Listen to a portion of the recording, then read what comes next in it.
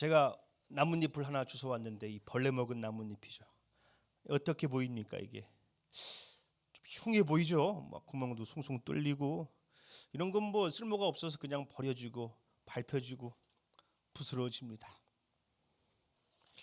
요거는 어떻습니까? 매끈한 이 나뭇잎 예쁘죠?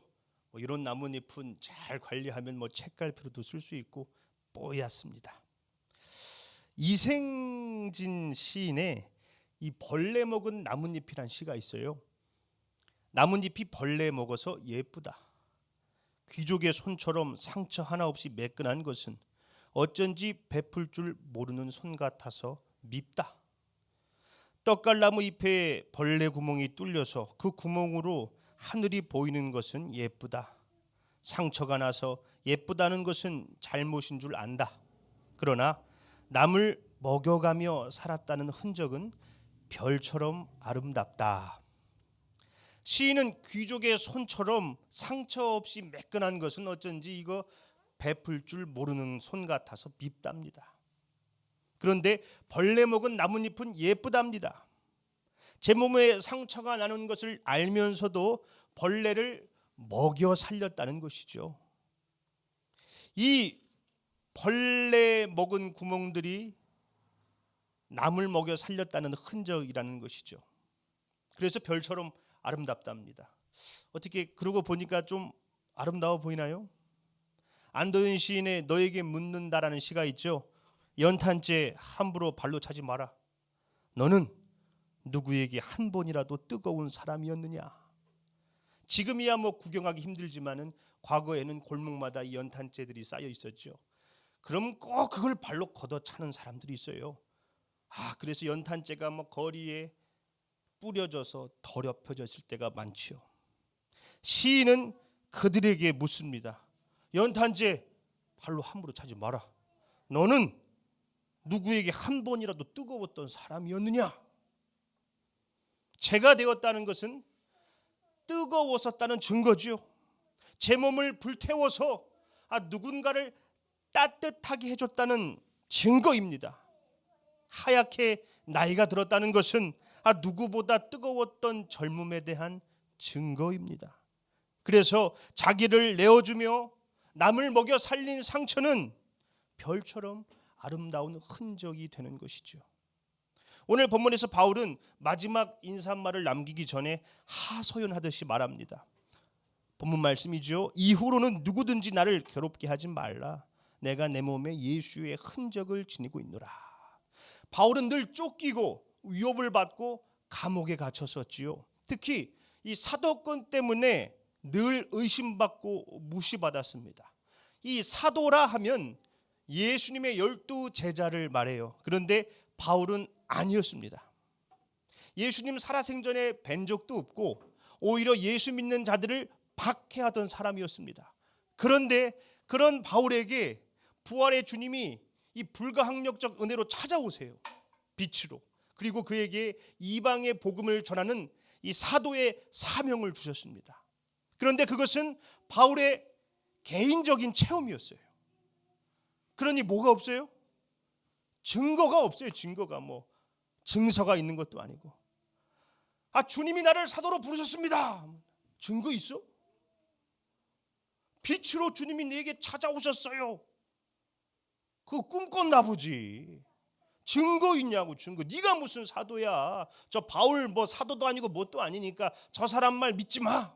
그런 무시를 받은 것이죠. 자기가 복음을 전해서 세운 교회의 성도들에게도 의심을 받았어요. 그 바울 이상한 사람이라던데. 그러니 얼마나 속이 상하고 답답합니까? 그런데 뭐 증명할 방법이 없지요. 그래서 바울은 이 문제를 애써 외면하는 것 같기도 하면서도 또 하소연하듯이 말합니다. 이후로는 누구도 나를 괴롭히지 마십시오. 내가 내 몸에 예수의 흔적을 지니고 있습니다. 여기서의 흔적은 스티그마, 상처를 말합니다. 바울은 예수님을 전하다가 말로 다 할 수 없는 핍박을 받았어요. 그것이 고린도 후서에 기록되어 있습니다. 고린도 후서 11장 23절로 27절. 그들이 그리스도의 일꾼이냐 정신없는 말을 하거니와 나는 더욱 그러하도다. 내가 수고를 넘치도록 하고 옥에 갇히기도 더 많이 하고 매도 수없이 맞고 여러 번 죽을 뻔하였으니 유대인들에게 40에서 하나 감한매를 5번 맞았으며 3번 태장으로 맞고 1번 돌로 맞고 3번 파손하고 일주일을 깊은 바다에서 지냈으며 여러 번 여행하면서 강의 위험과 강도의 위험과 동족의 위험과 이방인의 위험과 시내의 위험과 광야의 위험과 바다의 위험과 거짓 형제 중의 위험을 당하고 또 수고하며 애쓰고 여러 번 자지 못하고 줄이며 목마르고 여러 번 굶고 춥고 헐벗었노라. 이런 일들을 겪었으니 바울의 몸에 성한 데가 있겠습니까?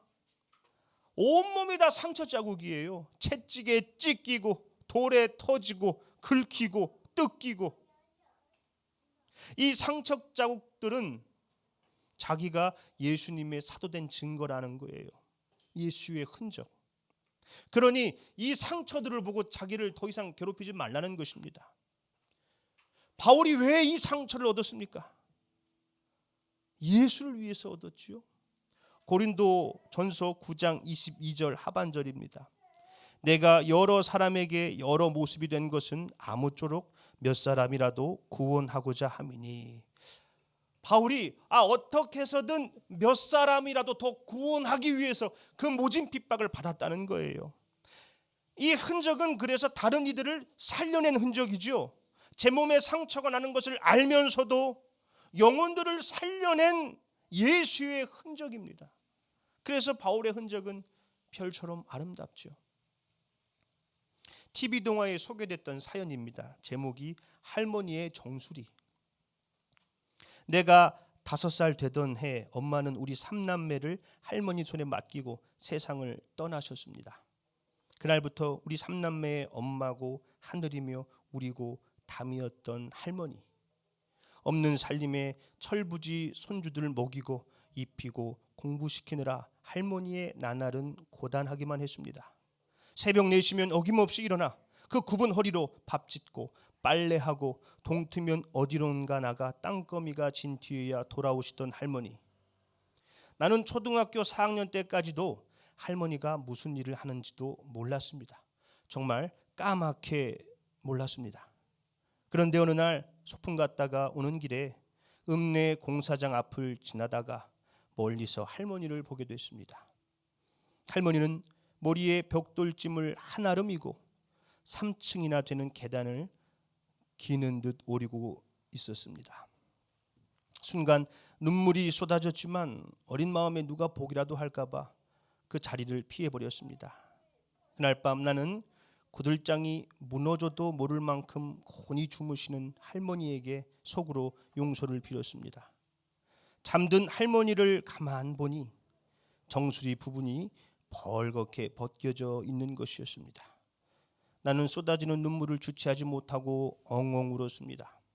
할머니 머리 위에 그 무거운 벽돌찜이 다름 아닌 우리 3남매 철부지 손주들이라는 것을 그제야 깨달은 것입니다. 그 할머니의 정수리에 벌건 상처는 뭡니까? 손주들 먹이고 입히고 가르쳤다는 그 별처럼 아름다운 흔적이죠. 우리 윤집사 팔에도 기름에 튄 상처들이 잔뜩 있대요. 그 상처는 어떤 상처입니까? 우리 황춘자 권사님이 석현이 얼굴만 보면은 어찌 그렇게 피부가 뽀얗고 좋냐고 부럽다 부러워 그런 말을 하세요. 당신의 얼굴은 까무잡잡하다는 거예요. 그러나 권사님의 그 얼굴은 가족들을 위해서 그 햇빛에 그을리고 세월에 그을린 별처럼 아름다운 얼굴이죠. 나이를 먹어가며 아픈 곳도 늘어가고 주름도 깊어가고 몸도 헤어져 갑니다. 그러나 그 어느 유행가 가사처럼 우리는 늙어가는 것이 아니라 익어가는 것이지요.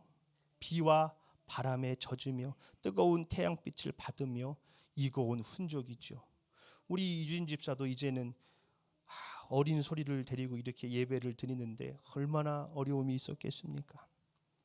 다른 이들을 먹여가며 살렸다는 흔적은 그래서 별처럼 아름답습니다. 이 벌레 먹은 나뭇잎을 햇빛에 비춰보면 어떨까요? 이거를 그냥 이런 식으로다가 불이 안 나오네요. 하면은 우리의 흔적은 빛 되시는 예수 안에서 별처럼 빛날 수 있습니다. 시편 36편 9절입니다. 진실로 생명의 원천이 주께 있사오니 주의 빛 안에서 우리가 빛을 보리이다. 우리 고생하는 모든 일들을 다 하시는 주님께서 우리의 상처를 별처럼 아름다운 흔적이 되게 하실 것입니다. 그러니 우리 모두 빛 되신 예수님 안에 거하십시다.